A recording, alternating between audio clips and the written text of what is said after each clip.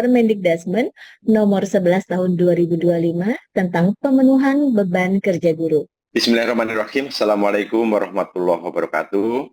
Bapak Ibu yang kami hormati, kaitan dengan Permendikbud yang akan kita bahas saat ini tentunya ada semangat transformasi kaitan dengan kebijakan dari Pak Menteri Pendidikan Dasar dan Menengah kaitan dengan pendidikan yang berfokus pada peningkatan mutu atau kualitas pembelajaran, pendidikan karakter, dan pengembangan bakat dan minat siswa atau murid. Dalam Permendikbudmen nomor 11 tahun 2025, yang mana memang ini merupakan salah satu amanah dari Undang-Undang Guru dan Dosen, yang mana memang kaitan dengan guru memiliki beban kerja, memiliki tugas dan fungsi baik di internal sekolah, satuan pendidikan, maupun di luar sekolah atau satuan pendidikan. Dari mulai amanah dari Pasal 17 ayat 3 Undang-Undang Dasar Negara Republik Indonesia tahun 1945, tadi barusan kami sampaikan kaitan dengan kewajiban guru, tugas fungsi guru di Undang-Undang nomor 14 tahun 2005, dan peraturan turunannya tentang guru, yaitu PP nomor 74 tahun 2008 yang telah diubah nomor 19 tahun 2017, dan tentunya dengan adanya organisasi kelembagaan baru Perpres nomor 188 tahun 2024 tentang Kementerian Pendidikan Dasar dan Menengah, dan juga kaitan dengan organisasi kementerian nomor 1 tahun 2024. Sekilas mungkin kami sampaikan kepada Bapak Ibu semua bahwa kaitan dengan pemenuhan beban kerja guru, kepala sekolah, dan pengawas sebetulnya sudah diterbitkan dari tahun 2018, yaitu Permendikbud nomor 15 tahun 2018 tentang pemenuhan beban kerja guru, kepala sekolah, dan pengawas sekolah, yang mana di dalamnya juga ada rincian tabel ekuivalensi dari mulai tugas pokoknya, tugas tambahan, dan tugas tambahan lain.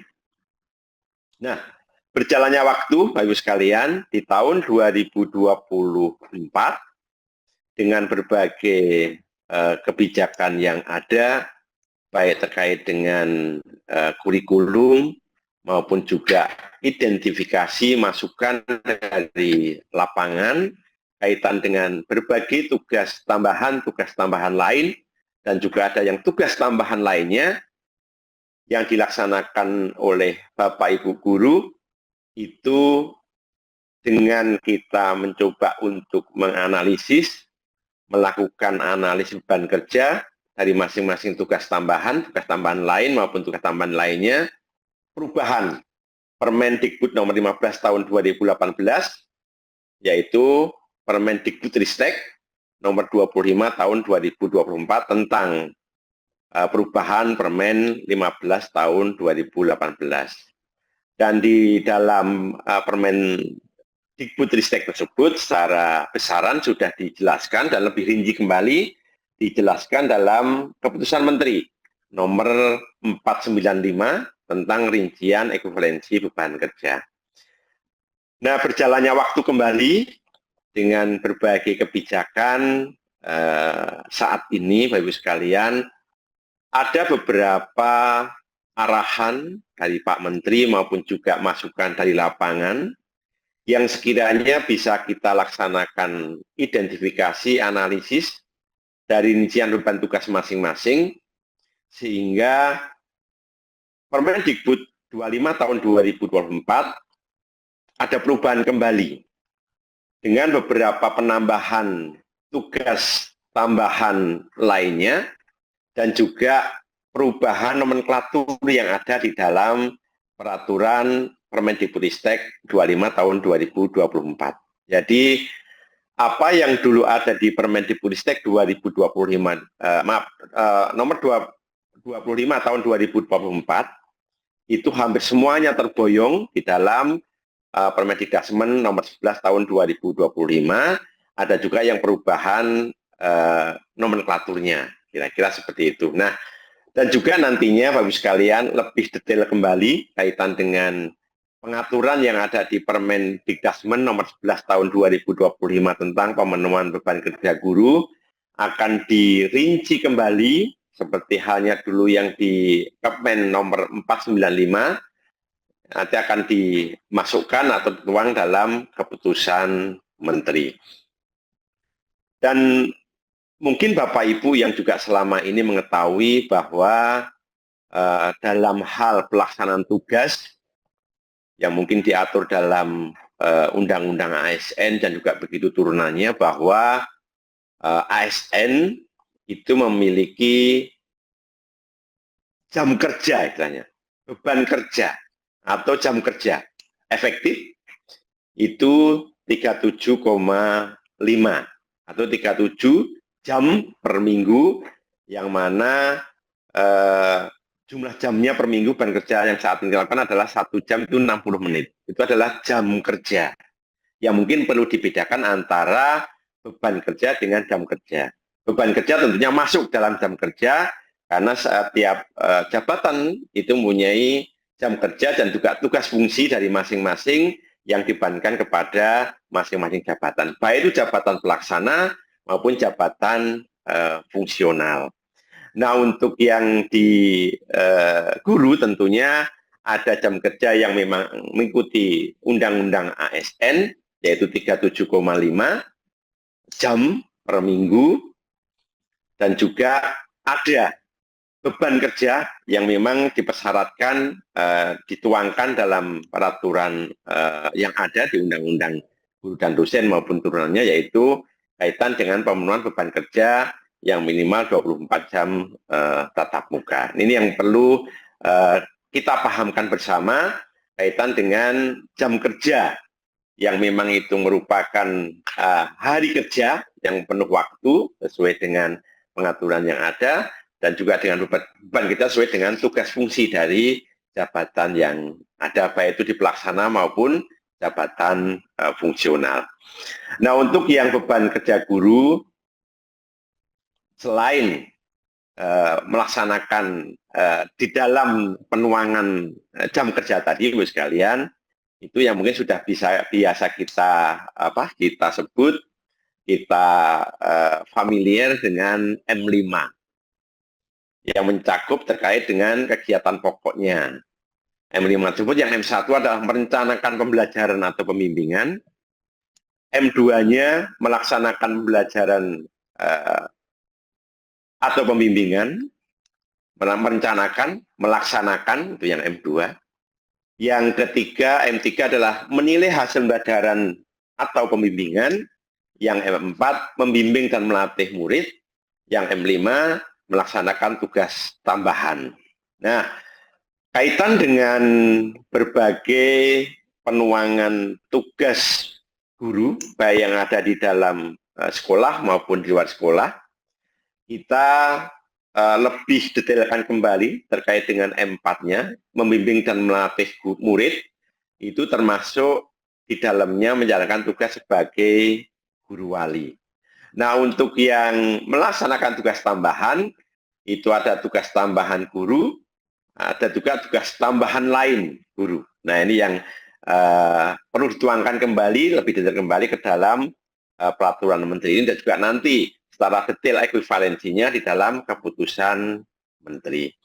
Tentunya Bapak sekalian, ada memang yang sudah tertuang dalam regulasi, baik itu di PP kaitan dengan tugas pokok gurunya, ada juga yang dituangkan dalam aturan PP-nya tugas tambahan, yang bisa diidentifikasi kembali. Dan ada lagi yang disebut dengan tugas tambahan lain guru. Nah ini yang dengan kondisi yang ada di lapangan, berbagai hal kita coba analisis, kita identifikasi, kita hitung keterkaitan dengan tugas tambahan maupun tugas tambahan lain guru tersebut untuk bisa dituangkan dalam beban kerja yang akan nanti diekuivalensikan dengan jam tatap muka. Lebih detail Bapak Ibu sekalian yang kami hormati, ini mungkin juga tidak asing lagi Bapak Ibu sekalian yang saat ini hadir, mungkin dari Dinas Pendidikan bersama tim, dan juga mungkin ada Bapak Ibu guru, kepala sekolah yang mungkin juga hadir, pengawas juga hadir. Kaitan dengan beban kerja guru, yang tugas pokoknya merencanakan pembelajaran atau pembimbingan, bisa kita coba definisikan. Merencanakan pembelajaran atau pembimbingan di dalamnya meliputi pengkajian kurikulum pembelajaran, kurikulum pembimbingan atau program kebutuhan khusus pada satuan pendidikan, dan juga pembuatan rencana pelaksanaan pembelajaran atau pembimbingan sesuai dengan standar proses yang ditetapkan. Yang kedua, kaitan dengan melaksanakan pembelajaran atau pembimbingan. Mulai dari melaksanakan pembelajaran atau pembimbingan merupakan pelaksanaan dari perencanaan pembelajaran atau pembimbingan yang sudah direncanakan. Pelaksanaan pembelajaran dilakukan pada kegiatan intrakurikuler, kokurikuler, dan juga ekstrakurikuler. Yang berikutnya, pelaksanaan pembimbingan dilakukan melalui bimbingan dan konseling untuk mendukung pembelajaran dan kemandirian murid atau siswa. Dan yang berikutnya adalah guru melaksanakan pembelajaran atau pembimbingan pada satuan administrasi pangkalnya. Nah ini yang menjadi juga arahan dari Pak Menteri kaitan dengan pemenuhan beban kerja yang dilaksanakan di satuan administrasi pangkalnya.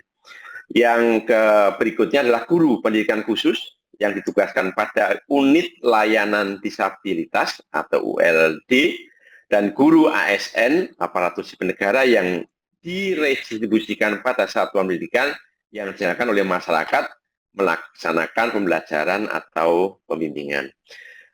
Nah, di M2 ini, Bapak sekalian, ini yang dulu ada pemenuhan beban kerja di luar satmingkalnya.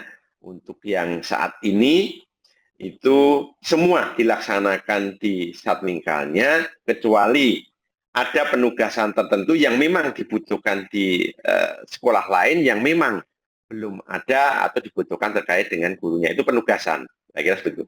Nah, yang M ketiga, menilai hasil pembelajaran atau pembimbingan, kita definisikan, menilai hasil pembelajaran atau pembimbingan merupakan proses pengumpulan dan pengolahan informasi untuk mengukur pencapaian hasil belajar atau perkembangan peserta didik.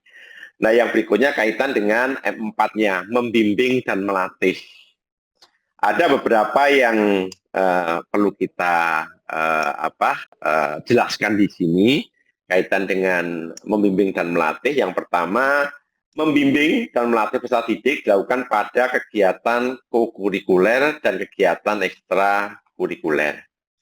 Yang kedua, selain melaksanakan tugas membimbing dan melatih di atas, yang kegiatan kokurikuler maupun ekstrakurikuler, guru juga melaksanakan tugas pendampingan sebagai guru wali. Ya, ini mungkin sudah tidak asing lagi sebagai guru wali yang mungkin Bapak Ibu saat ini ada pertanyaan juga nantinya. Apa dulu yang disebut dengan wali kelas, apa yang saat ini adalah guru wali. Nah, yang kami dapat jelaskan sedikit mungkin tugas guru wali yaitu paling sedikit melaksanakan pendampingan akademik, pengembangan kompetensi keterampilan dan karakter murid yang didampinginya. Nah ini seperti kalau mungkin Bapak Ibu ada di perguruan tinggi, ada sebutan di sana kaitan dengan pembimbing akademik, dosen pembimbing akademik, yang membimbing dari mulai awal mahasiswa masuk sampai mahasiswa itu lulus. PA, pembimbing akademik. Nah di sini untuk guru kita sebut dengan guru wali. Nah guru wali itu diwajibkan untuk guru mapel pada jenjang SMP, Yang sederajat di dalamnya ada SMP-LB, SMA atau SMA-LB, SMK dan juga SMK-LB. Nah, saya sampaikan di depan, itu dilakukan sejak siswa masuk sampai nanti lulus, tentunya dengan berbagai kondisi yang ada yang mungkin siswanya besar atau banyak, tentunya dengan guru juga yang sedikit, ada juga yang siswanya besar, ada juga yang gurunya besar. Tentunya ini ada tugas dari kepala sekolah untuk bisa membagi semua guru mapel yang ada mendapatkan tugas sebagai guru wali, kecuali kepala sekolah yang memang tidak menjadi guru wali. Nah, tentunya dalam pelaksanaan tugas berkolaborasi dengan guru BK yang ada. Kalau itu yang jenjang SMP, SMA, SMK, saat ini ada untuk guru BK-nya, tapi untuk yang di sekolah dasar, di SD, itu belum semuanya merekrut atau pengadaan terkait dengan guru BK. Sehingga perlu kolaborasi dengan guru BK dan juga guru wali kelasnya. Yang berikutnya, sekalian, kalau tadi tugas pokok, nah sekarang ada tugas tambahan guru. Ini juga tertuang di dalam pengaturan yang lebih tinggi, di dalam PP gurunya, yaitu meliputi wakil kepala satuan pendidikan, ketua program keahlian satuan pendidikan, kepala perpustakaan satuan pendidikan, kepala laboratorium bengkel atau unit produksi, teaching factory satuan pendidikan, pembimbing khusus pada satuan pendidikan yang menyelenggarakan pendidikan inklusif atau pendidikan terpadu. Nah, yang terakhir adalah tugas tambahan lain. Inilah yang lebih banyak kembali, identifikasi tugas-tugas tambahan lain yang kita nanti akan lebih detailkan, lebih jelaskan. Nah, tugas tambahan lain, Bapak sekalian, ini bagian dari yang M5, melaksanakan tugas tambahan. Ini mulai dari, kalau yang tadi Bapak sekalian, ini mungkin Bapak Ibu sudah biasa, dan sudah tidak asing kembali, sudah familiar. Nah, di sini yang tugas tambahan juga ada yang selama ini sudah ada di sekolah atau satuan pendidikan, ada juga yang nanti ada nomenklatur yang memang baru dan juga ada tambahan tugas tambahan lain yang ada. Nah, yang biasa ada seperti katakanlah wali kelas, itu sudah ada dulu. Pembina organisasi siswa, intrasekolah juga sudah ada. Pembina ekstrakurikuler juga sudah ada. Koordinator pengembangan kompetensi itu juga sudah ada. Pengurus bursa kerja khusus pada SMK, guru piket juga sudah ada dulu. Pengurus lembaga sertifikasi profesi pihak pertama itu untuk siswa ini juga sudah ada. Nah, koordinator pengelolaan kerja guru ini kemarin juga sudah ada. Tim pencegahan dan penanganan kekerasan pengurus organisasi bidang pendidikan ini juga sebenarnya sudah ada. Tutor pada pendidikan kesetaraan juga sudah ada. Nah, yang berikutnya yang sebelah kanan, Bapak sekalian, ini beberapa yang ada yang perubahan nomenklatur. Yang pertama, koordinator pembelajaran basis proyek. Nah, ini yang dulunya mungkin Bapak Ibu mendapatkan atau membagi tugas kaitan dengan koordinator P5. Nah, untuk mengantisipasi kaitan dengan perubahan pendalaman, ketajaman yang ada di pengaturan kurikulum dan sekarang sudah terbit Permendikbud-nya, ini kita wadahi, kita berikan nomenklatur koordinator pembelajaran basis proyek. Tetapi, Bapak Ibu sekalian, ini bukan semata-mata menghasilkan suatu bentuk barang dan sebagainya, alat dan sebagainya. Ini luas, nanti kaitan dengan hal ini akan lebih detailkan kepada atau di dalam keputusan menterinya. Yang ekuivalensi ada nama tugasnya apa, terus tugas fungsinya apa, tagihan untuk dokumen datanya apa, atau dikonversi atau di ekuivalensinya berapa, itu kan nanti akan dituangkan dalam keputusan menteri. Yang berikutnya koordinator pembelajaran pendidikan inklusi. Yang berikutnya satuan tugas perlindungan pendidik dan tenaga pendidikan. Yang berikutnya pengurus kepanitiaan acara di satuan pendidikan. Nah, ini baru sekalian yang mungkin Bapak Ibu saat ini atau yang kemarin katakanlah ada event-event terkait dengan hari besar secara nasional ada kepanitiaannya yang kemarin belum diakui, sekarang masuk dalam pengakuan tugas tambahan lain. Yang berikutnya instruktur, narasumber, fasilitator pada program nasional di bidang pendidikan. Nah, ini juga akan diakui untuk diekuivalensikan.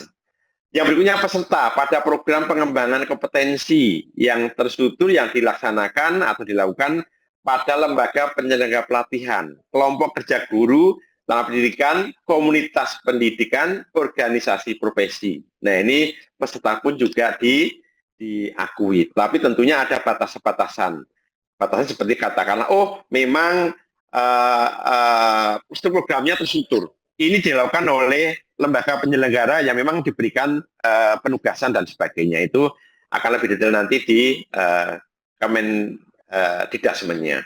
Yang berikutnya koordinator KKG, MGMP, baik itu tingkat provinsi, kabupaten, maupun yang gugus biasanya kecamatan biasanya. Itu ada, ini juga kita kemudian untuk diakui.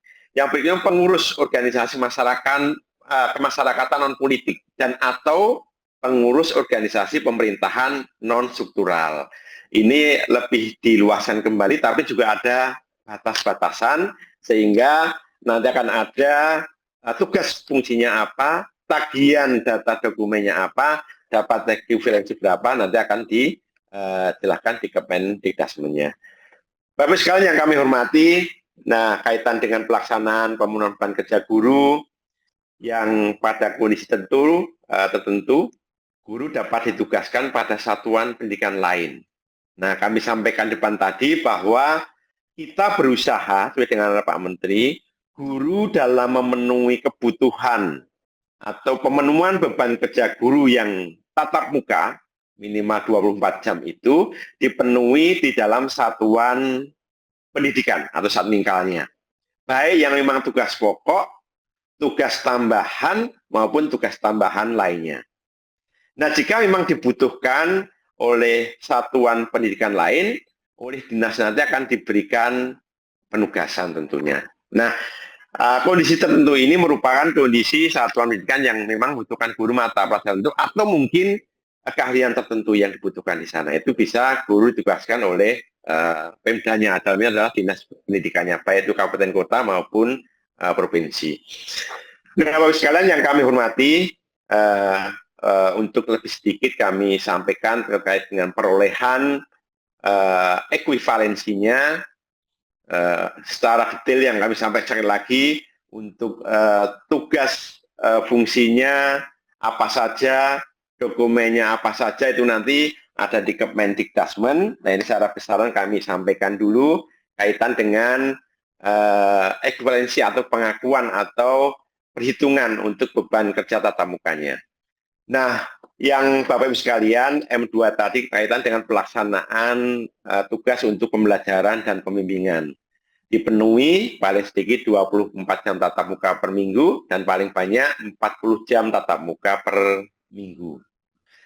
Untuk yang pembimbingan dipenuhi oleh guru BK atau guru pembimbingan dan konseling dengan membimbing paling sedikit 5 rombongan belajar per tahunnya.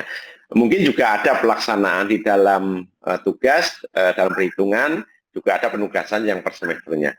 Nah, yang berikutnya untuk yang pelaksanaan pendampingan sebagai guru wali, ini diekuivalensikan dengan 2 jam tatap muka per minggu.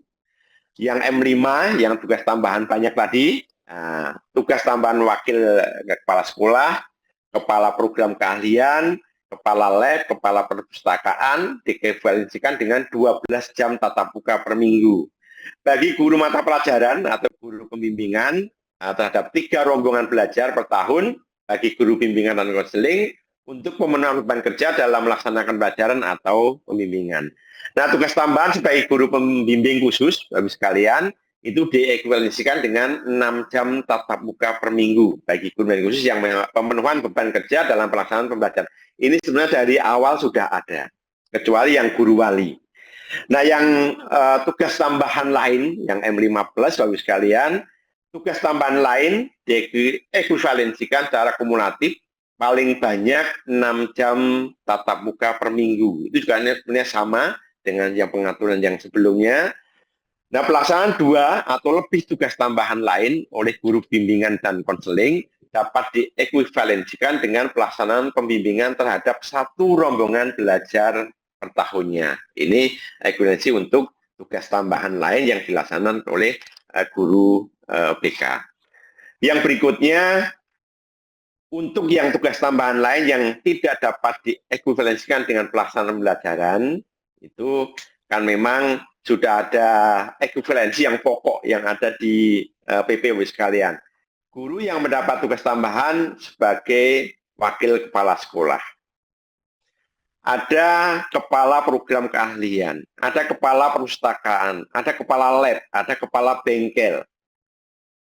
Juga mendapatkan tugas pendampingan sebagai guru wali. Nah, guru wali tadi sudah diakui, diekuivalensikan dan dapat melaksanakan tugas tambahan lain. Nah, tetapi tidak diperhitungkan sebagai pengganti pemenuhan pelaksanaan pembelajaran, tetapi diperhitungkan sebagai pemenuhan beban kerja selama 37,5 jam kerja efektif. Jadi, wakil kepala sekolah, kepala program keahlian, kepala perpustakaan, kepala lab, kepala bengkel, itu yang kami sampaikan di depan yang awal tadi bahwa diwajibkan untuk mendapatkan tugas tambahan guru wali, tetapi tidak diperhitungkan untuk pemenuhan atau dikoneksikan sebagai jam tatap muka. Sehingga kalau dirumuskan oleh sekalian, yang M5 ditambah dengan M5 plus atau M tugas tambahan lain itu 12 JP. Nah, ini masuk ke dalam perhitungan beban kerja yang 37,5 jam per minggunya. Nah, Bapak sekalian yang kami hormati, dalam hal pelaksanaan atau penetapan tugas tambahan dan penataan, tentunya ini tugas dari Kepala Satuan Pendidikan, Kepala Sekolah, harus memang betul-betul pandai untuk bisa mencermati dari jumlah beban kurikulum siswanya yang akan tertuang dalam jam pelajaran, dan itu nanti akan dibagi ke dalam jumlah guru yang ada, sehingga betul-betul bisa mencermati. Nah, yang kepala sekolah menetapkan guru wali dan guru yang melaksanakan tugas tambahan tentunya.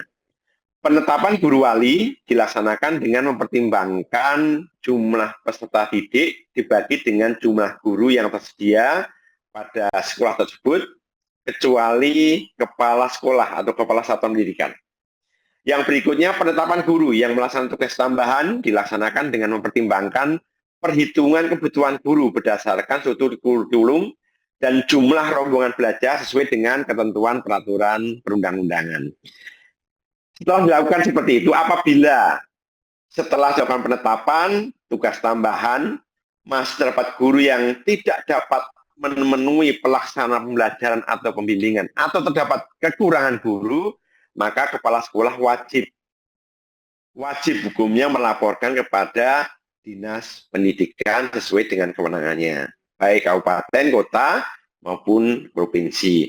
Nah, yang berikutnya, Dinas Pendidikan yang telah menerima laporan dari Bapak Ibu Kepala Sekolah, tentunya harus wajib melakukan penataan dan pemetaan guru sesuai dengan ketentuan peraturan perundang-undangan, sehingga diharapkan pemenuhan kebutuhan guru bisa terpenuhi, lebih utamanya terkait dengan pemenuhan jam tatap muka yang memang harus dipenuhi oleh masing-masing guru. Dan ini juga tentunya berdampak dalam beberapa hal sekalian, salah satu terkait dengan persyaratan untuk mendapatkan tunjangan profesi.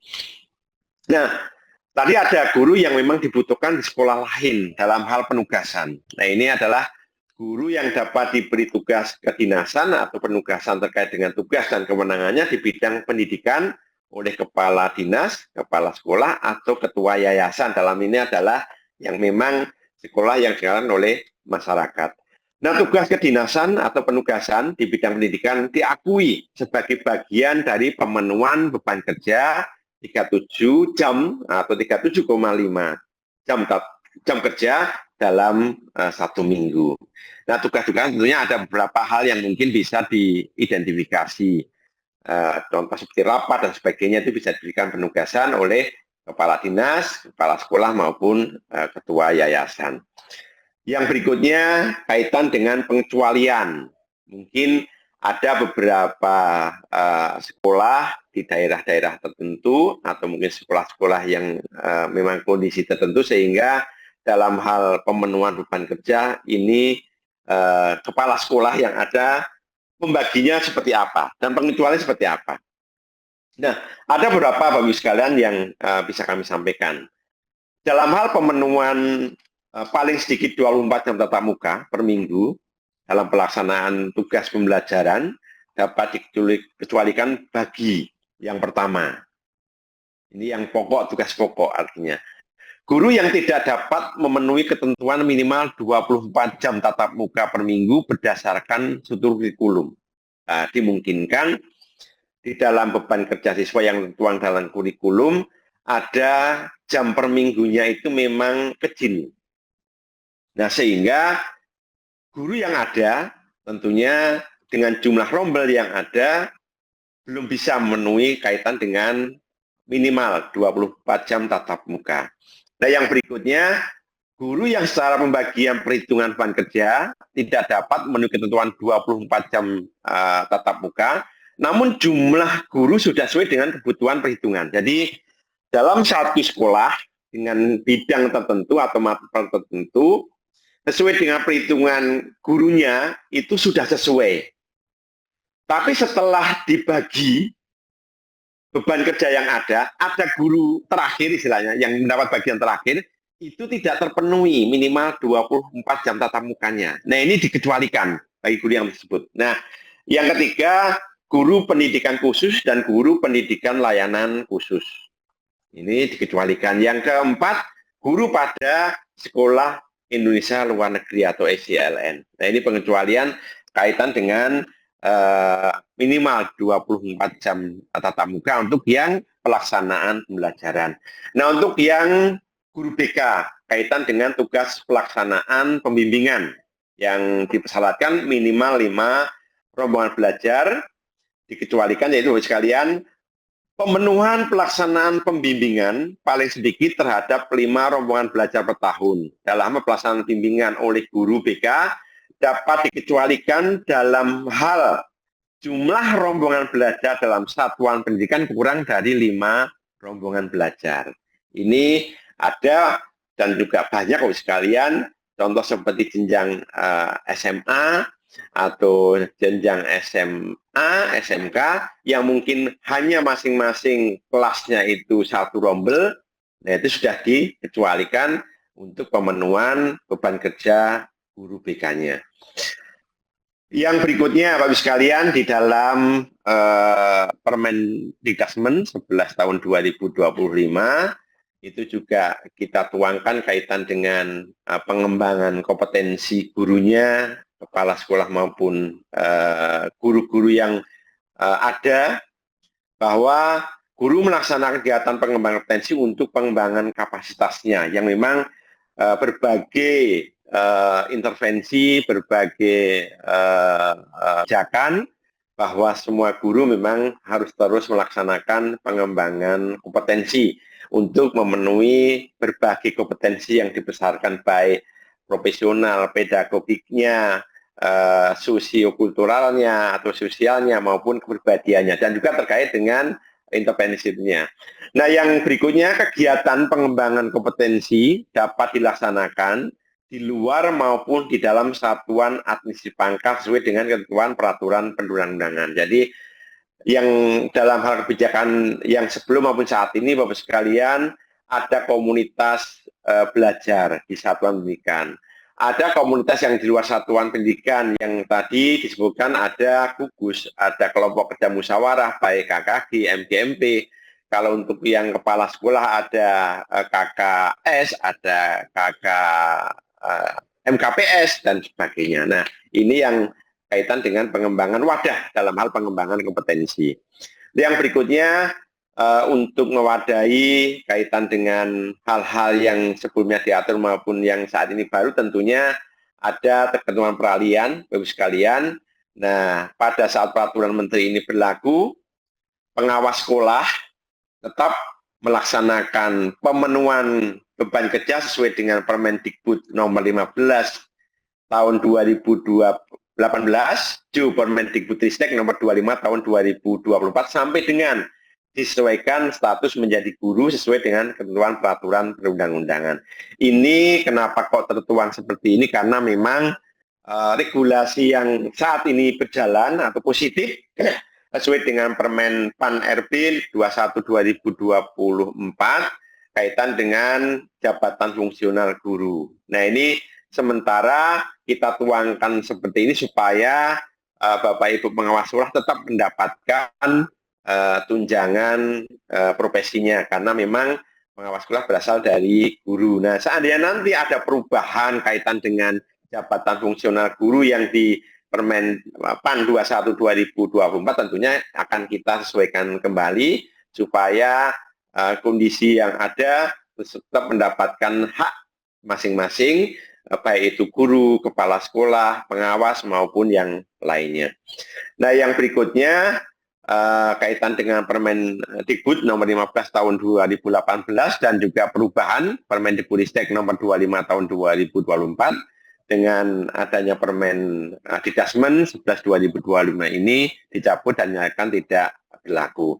Nah, untuk yang pemberlakuan berbagai tugas pokok, tugas tambahan maupun tugas tambahan lain yang kami sampaikan di atas dan tertuang dalam Permen Didasmen 11 2025 ini berlaku pada tahun ajaran 2025-2026.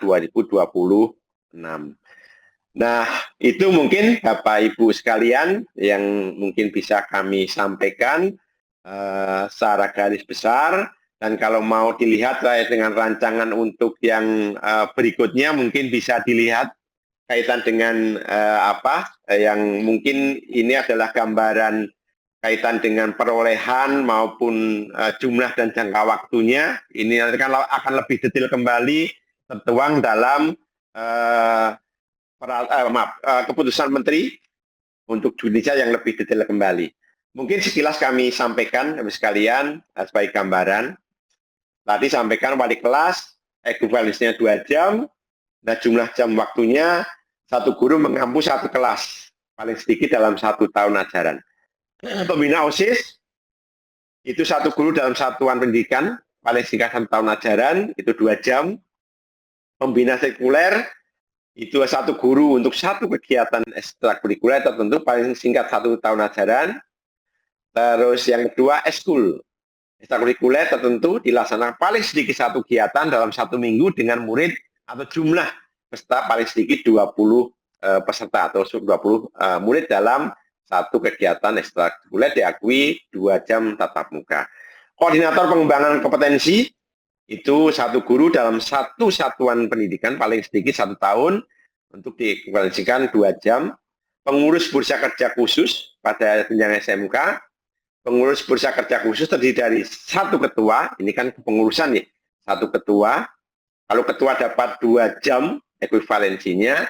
Nah, untuk yang personel informasi pasar kerja, ada yang mungkin juga tambahan bertugas untuk penyuluhan dan pembinaan jabatan, ada yang bertugas sebagai perantaraan kerja yang tertuang dalam SK dan dalam satuan pendidikan paling singkat 1 tahun ajaran itu dapatkan ekuivalensi 1 jam tatap muka. Untuk guru piket, satu guru bertugas paling singkat 1 hari dalam 1 minggu selama 1 tahun ajaran itu mendapatkan 1 jam tatap muka.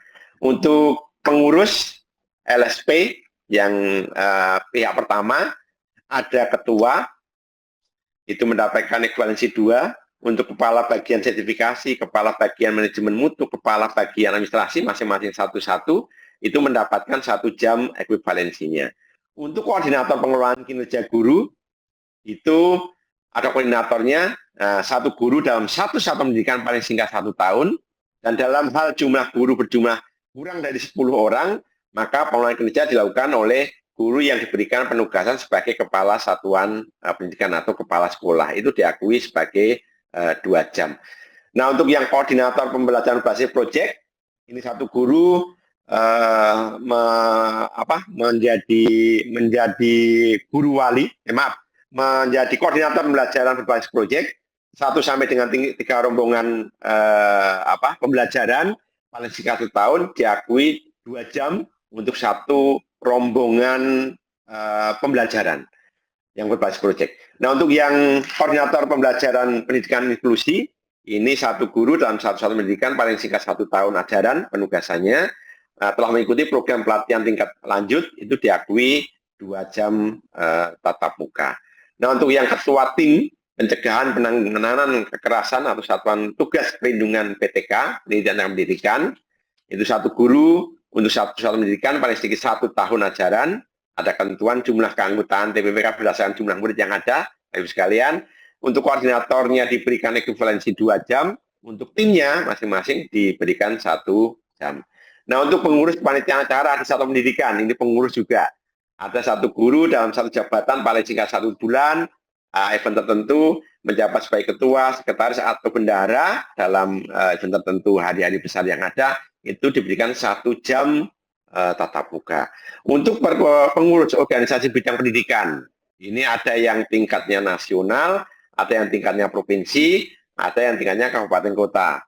Nah, diberikan masing-masing kalau untuk tingkat nasional, sebagai pengurus itu 3, tingkat provinsinya 2, dan untuk yang tingkat kabupatennya adalah 1. Nah, untuk yang tutor pada pendidikan inklusi, itu 1 guru sebagai tutor bertugas maksimal 6 jam tatap muka, paling sedikit 1 semester, itu diakui 1 jam tatap muka sebagai tutor selama 1 jam pelaksanaan tugas guru. Jadi, ekuivalensinya hampir sama. Instruktur, narasumber, fasilitator pada program pengembangan kompetensi PTK di tingkat nasional, di bidang-bidang pendidikan, itu 1 guru untuk 1 program nasional, itu diakui juga sebagai narasumber, bagi fasilitator instruktur 1 jam tatap muka. Untuk pesertanya juga diakui sebagai 1 jam tatap muka dalam hal pengembangan kompetensi yang terstruktur tentunya sekalian. Koordinator kelompok kerja musyawarah, ada yang tingkat provinsi, tingkat kabupaten kota masing-masing, itu diakui juga 1 jam tatap muka. Pengurus organisasi masyarakat yang non politik itu diakui juga 1 jam tatap muka. Nah, untuk pengurus lembaga organisasi pemerintah yang non struktural itu juga diakui 1 jam tatap muka. Nah, sepertinya itu Bapak sekalian yang saat ini bisa kita sampaikan